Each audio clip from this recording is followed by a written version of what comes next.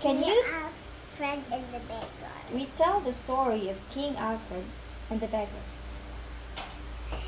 There's King Alfred go to the island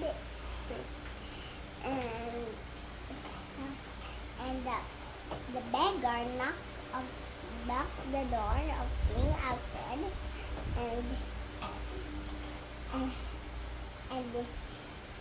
knives and food, and then King Alfred gave half of his bread and half of his wine.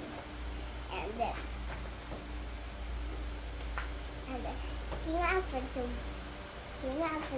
busy to think about that day, and he see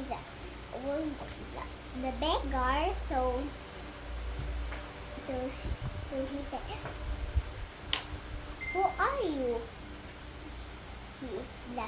The beggar said, "Ako to katong i-give me food.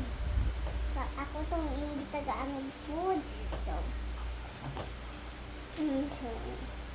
tapos go diba sa island. So the servant of King Alfred get many fish, and the boat full of fish.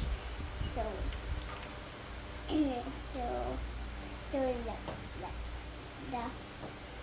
the time they war again, then pinili natin ng kalaban, then that's all.